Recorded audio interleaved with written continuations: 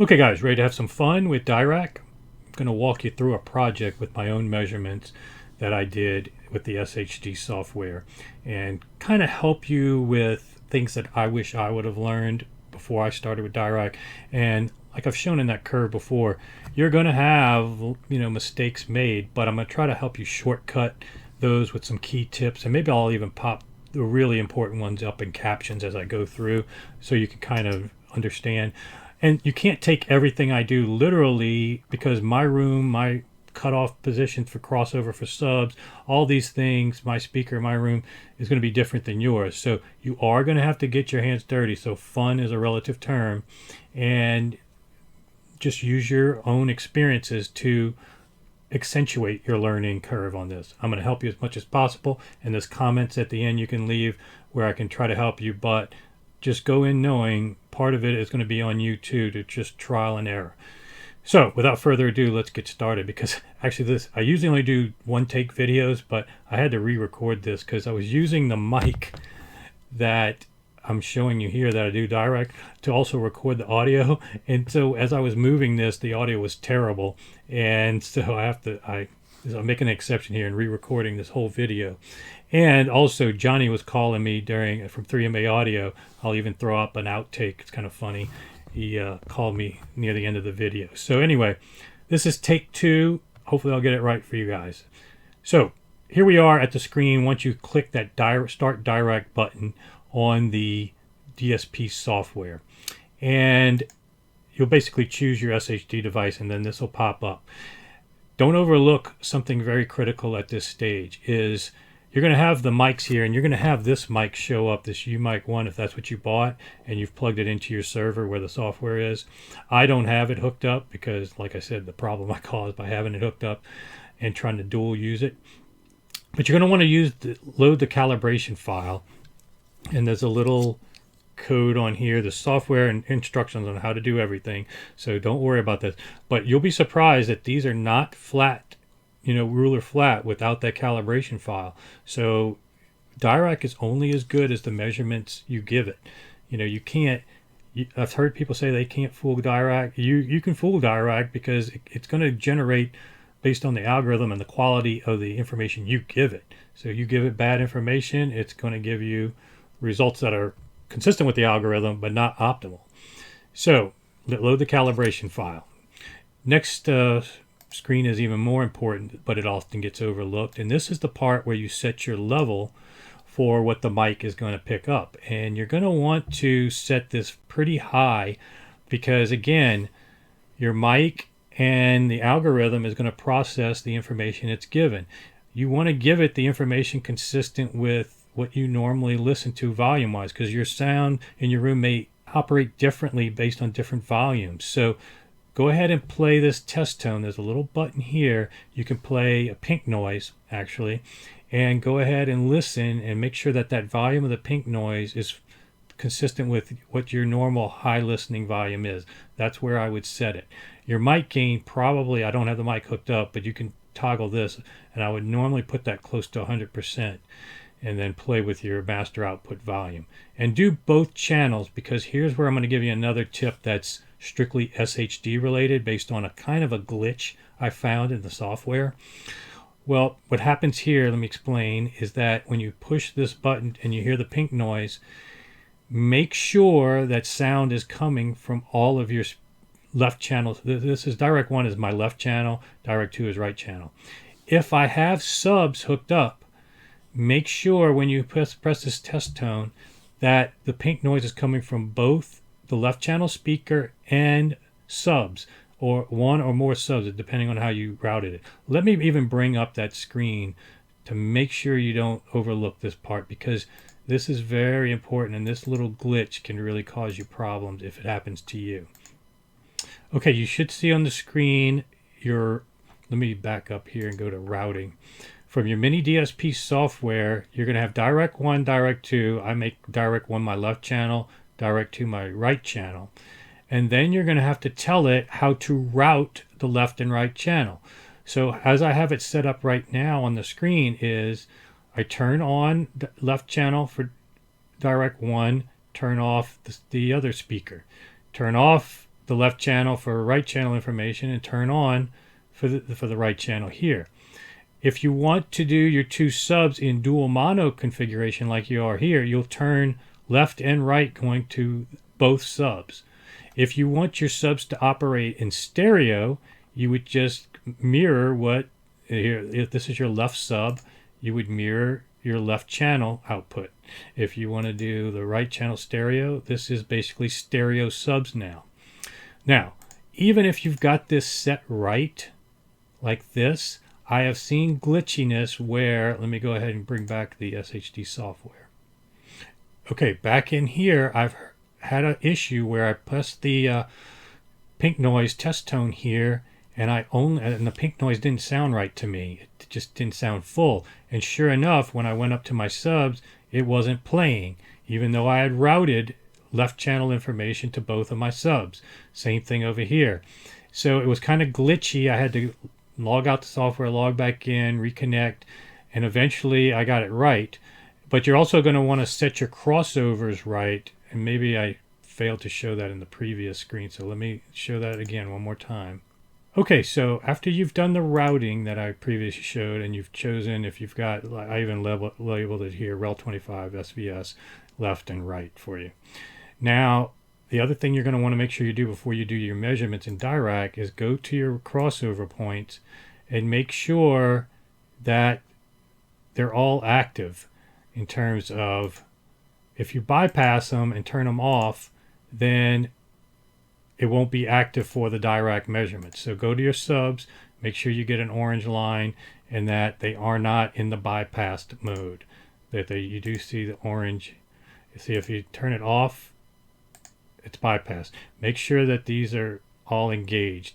And again, you're going to have to try different crossover points to get it right based on your measurements. So guessing your crossover point perfectly the first time, unless you've done some other forms of measurement and a lot of tweaking with your ear, you're probably going to have to readjust that, but don't want to get bogged down in that aspect of it. Let's get back to Dirac. Okay, so back here in Dirac, you're going to want to make sure that left channel is routing information and you hear pink noise from each of the respective speakers that should be playing when you have left and right. And then here's another kind of tip I've learned over the years. You're going to want to set your noise floor as low as possible. So if you live in a hot weather climate like I'm in Houston, I have the air condition coming on, every few minutes or so. It's on, off, and that adds sometimes to your room noise 15 to 20 dB of background noise. And when you start taking these measurements, it takes a little while to do it. And if the air conditioning kicks on, sometimes you'll even have an error message come up that says noise floor is too loud in the room for your measurements. So make sure, you may want to do it at night when there's no dogs barking, lawnmowers, planes, less noise floor. A lot of people say their system sounds better at night. That's usually why. The noise floor is just so much better. It's not some magical power issue, but not to get on a tangent there. But I like to do my measurements at night because you have your lower noise floor in your room. And also, if you normally have a door closed in your room, close it. If there's any variables in your room, make sure they're set at what you normally listen to, because all these things will impact your measurements. And again, the quality of measurements is everything. So to that end, we're going to talk about quality of measurements in respect to positioning. So the next screen is going to talk about whether we choose wide sweet spot or narrow. There's a very wide one where, in this case, they don't even show somebody sitting in the sweet spot. So you're going to have 17 measurements to kind of make such a wide sweet spot and corrections. And then you're going to have one that's a little bit more focused on a couch, and then you have one that's narrow chair. I've just found in my experience I like narrow room measurement. The information I'm giving Dirac, the closer to my ears, the better, I've just found. There's less likelihood of it adjusting for something that's not really material to me 2 feet away, 3 feet away, 4 feet away. But you've got to make that judgment call. There's always a trade-off, and that's what's great about Dirac, is it gives you this ability to say, hey, what is your lifestyle situation with your system? Okay, now let's go to measurements. And this is going to show a matrix of the room position, the mic positions actually. But first things first, another small glitch in the SHD software. Don't get freaked out by what you see here. This looks like really scratchy, wide range of measurements that are really kind of poor. But I looked at it at first and I was like, this can't be right. You know, I know my room very well. I know my measurements. I've used other software.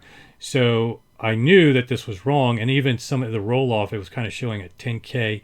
I was like, this scale of this graph is all off. And I think what happened when it's rendering for this half screen purposes, it's smashing your measurements in and distorting what it looks like to make it look worse than it is.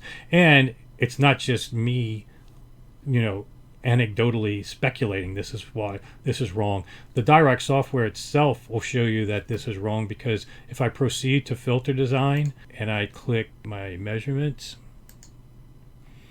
here's my measurements in a more properly scaled manner on a graph that's accurate. So don't get fooled by this.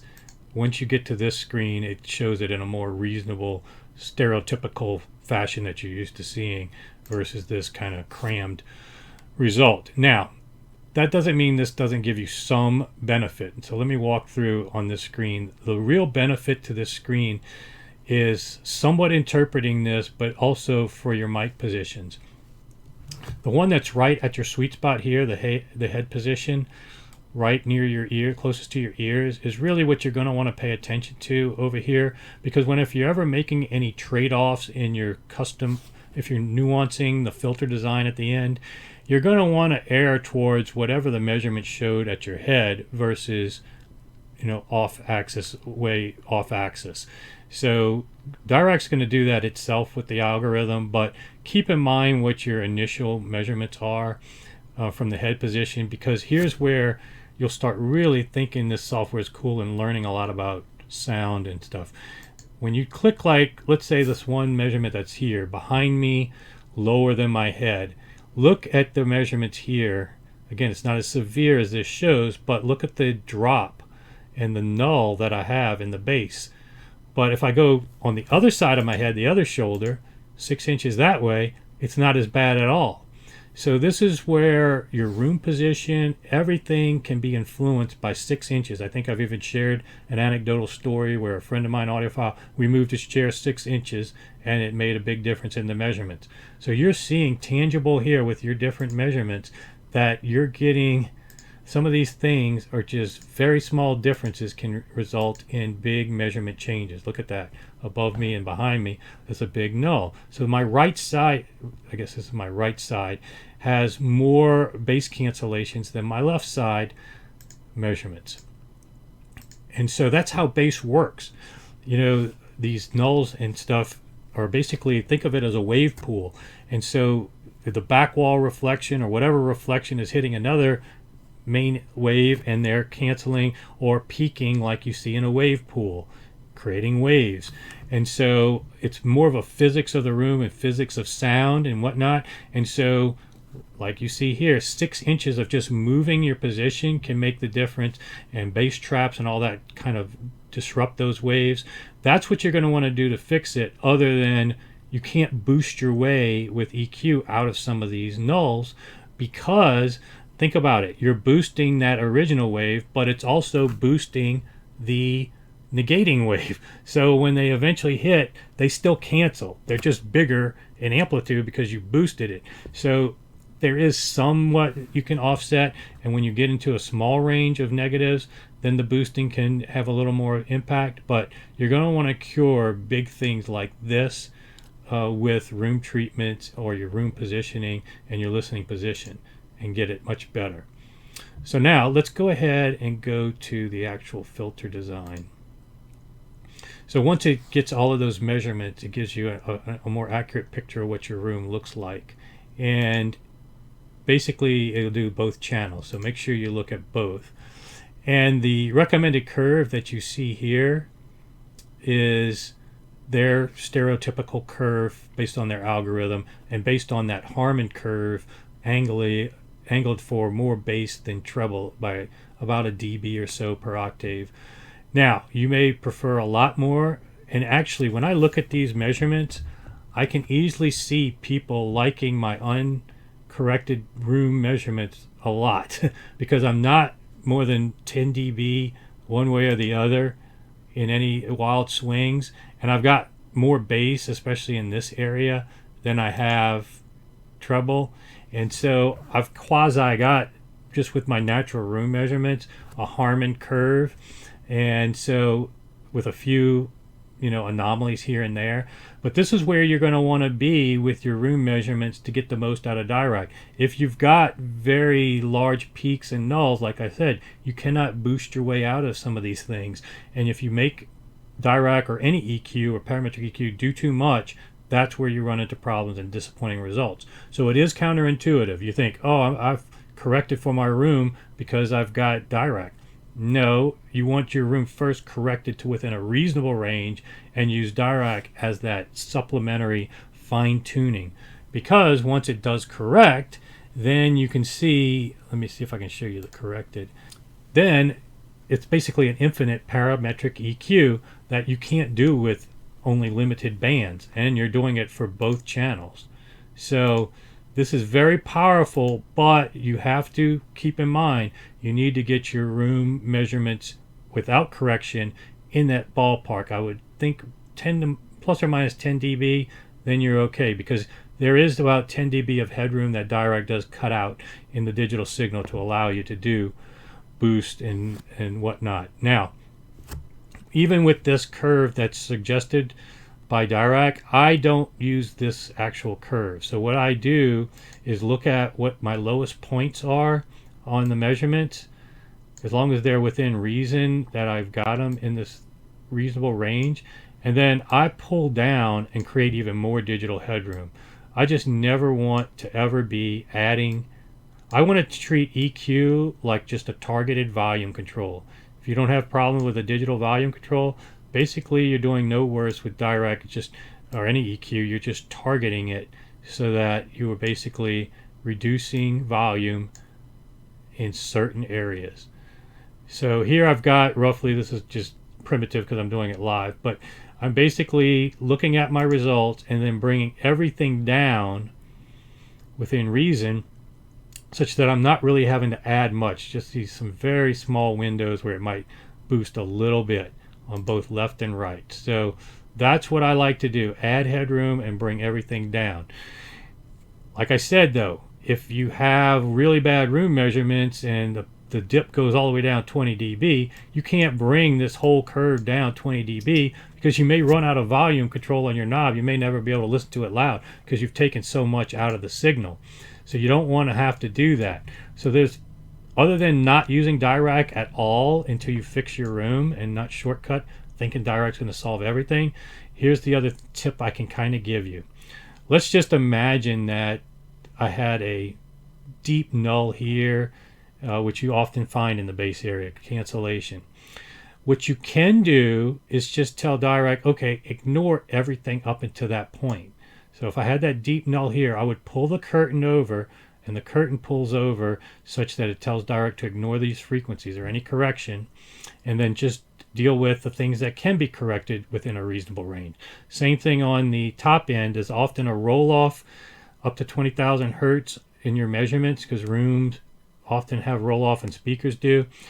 Go ahead, don't boost to 20,000 hertz just because you want to be able to brag you got a flat response to 20,000 hertz. You can't hear 20,000 hertz. Most kids, even 20 years old, can barely hear that. So go ahead and pull the curve in, the curtains in, and don't waste gain boosting there. It'll show you how far you've pulled in your curve so you don't go too far. If you can hear up to 15, 16,000 hertz, don't do any corrections, above that. These are just some little tips that'll help you along the way and give you better results. But again, can't reiterate enough, you have to get your uncorrected measurements in a reasonable range, or else this is fruitless.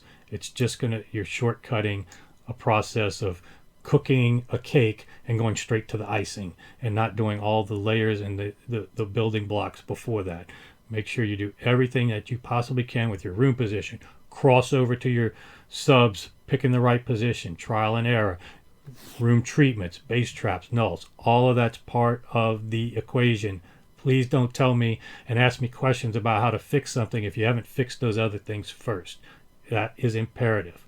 Now, also, just real quick, I don't want to get into this too much on this tutorial here, but there is an impulse response correction, and that's what I've shown before is very powerful. Impulse response can be just as mind-blowing in terms of change and improvement as the actual frequency response changes. So again, once you've done this, you can save up to 4 in the SHD.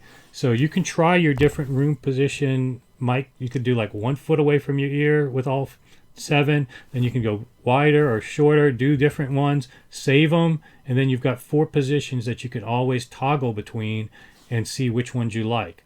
Once you're finished with here, just remember, you're not finished with your system.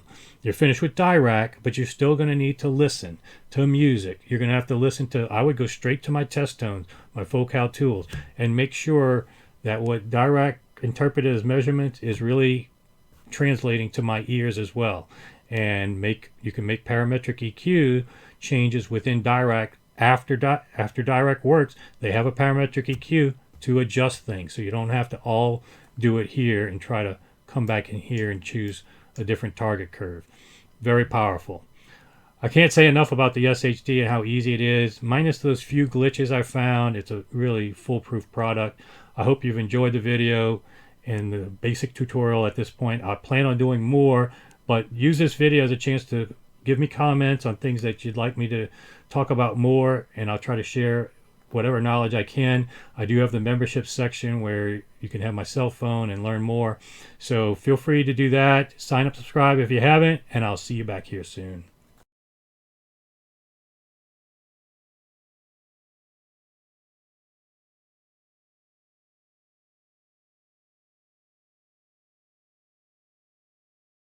You're going to have some learning curve, but okay, another call's coming in. So I'm going to wrap it up here, and stay tuned. I'll be back with more. Leave some comments, though, if you have any questions.